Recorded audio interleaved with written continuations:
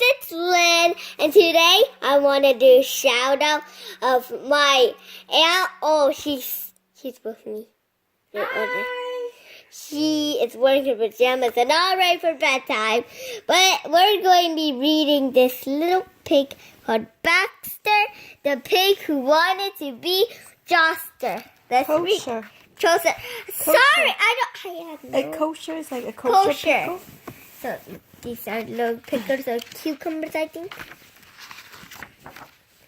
One fine day when Baxter was waiting for his bus, an old man sat down beside him and said, "Oh, I wish it were sundown right now." "Why's that?" asked Baxter. He has his chorus. He was curious. He was curious, short of a pig. "Because at sundown," said the old man, "the candles gleam the glow and dance while our sweetest voices lift in song." "They do?" asked Baxter. He had never seen a candle dance. Certainly, said the old man. Tonight is the beginning of Shabbat, the day of rest, and so we make a special dinner. We light the candles, sing our thanks, and raise the glass, surrounded by those we love best." "Wow," said Baxter, "that does sound like fun. That sounds terrific." "It is terrific," said the old man as his bus pulled up. Then he was gone. Well, that's long. All week long, Baxter thought about the old man's words. The candles gleam and glow and dance while our sweetest voices live in song. So the following Friday, Baxter hurried back to the bus stop.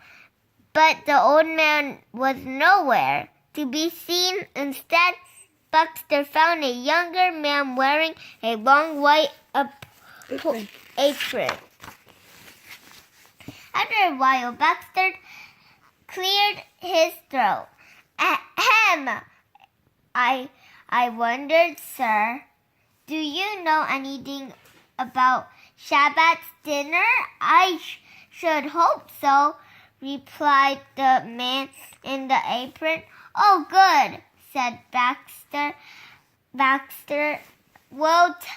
Will you tell me how I can be a part of it?" The man in the apron started. "You, a pig? Part of Shabbat's dinner? That's impossible." "Why?" asked Baxter. "You're not kosher," said the man in the apron. "Kosher?" asked Baxter. "What's kosher?" But just then the bus arrived. Who's kosher? Oh, look, she's looking at Lollipop. That night, Baxter happened to be at the grocery store when he noticed a jar on the very top shelf. "Kosher!" read the big block letters across the jar of pickles. Why, Baxter loved pickles. The week Baxter are pickles. Pickles and pickles and pickles. Pickle sandwiches and pickle soup.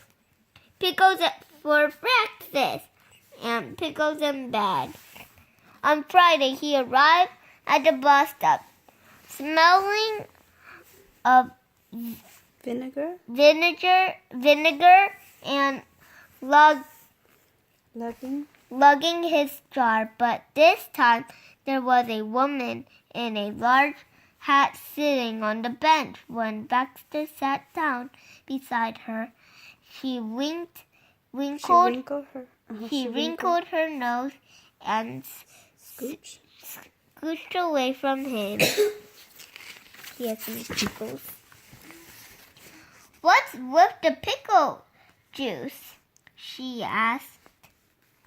I found Kosher.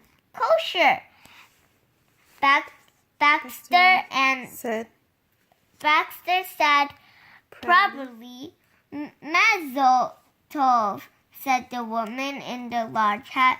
So what? So, he said, do you think I'm Joshua yet?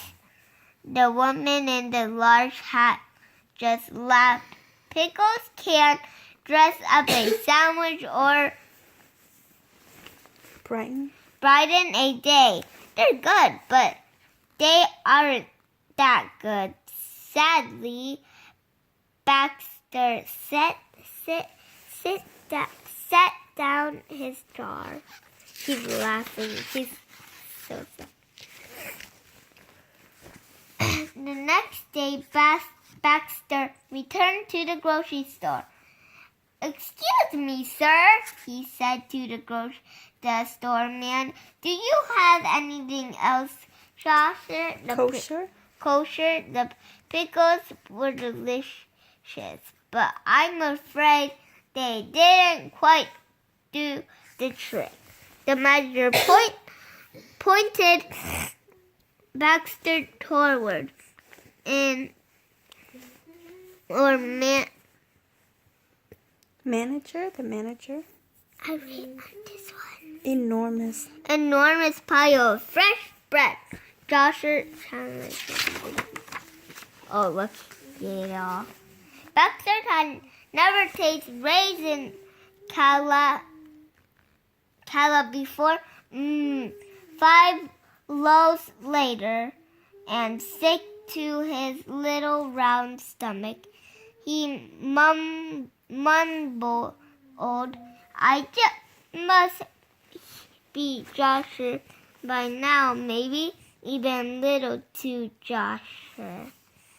Later that day, Baxter arrived at the bus stop and found the old man had returned. Salam, said the old man. Hello, said Baxter. I'm glad you're here. I've learned so much about pickles and challah. What do you think? Am I Joshua yet? The old man looked puzzled. You want to be Joshua? Baxter nodded. Well, now I've heard it all, said the old man, but a pig is a pig is a pig. It's too bad you aren't a cow. Cows are Joshua.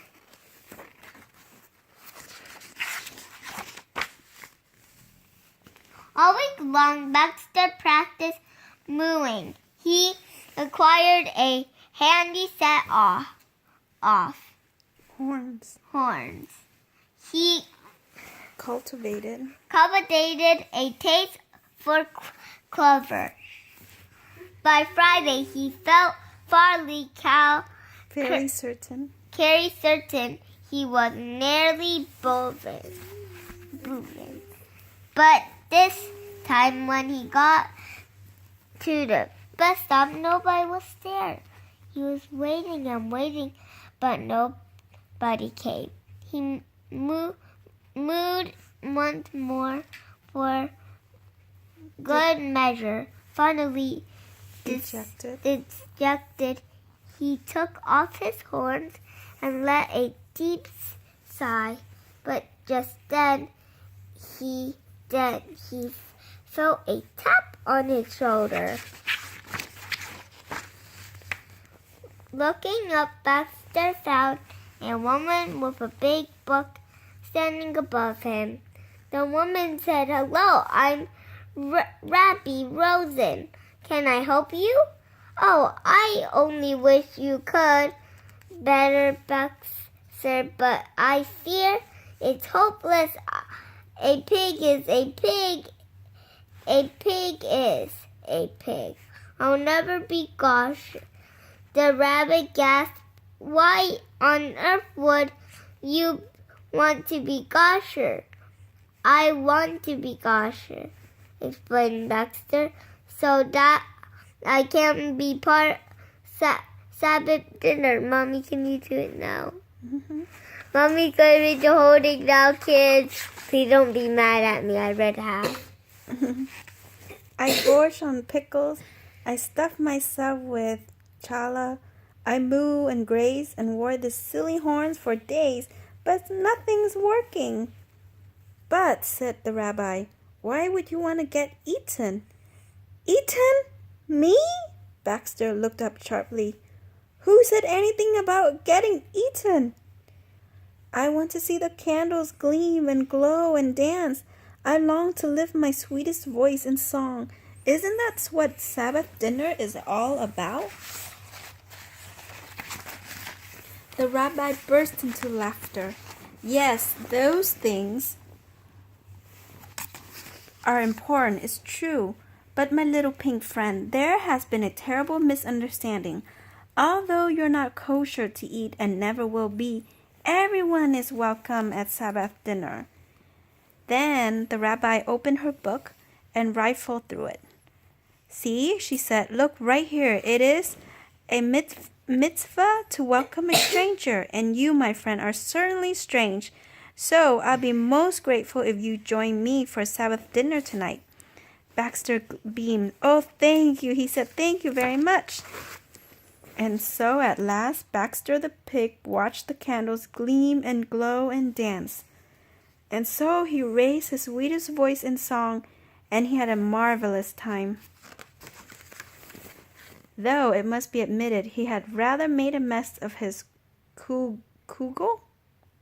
Yeah, that's right. Well, I read most of it. Mommy, you read 1, 2, 3, 4. Let's talk about holiday and then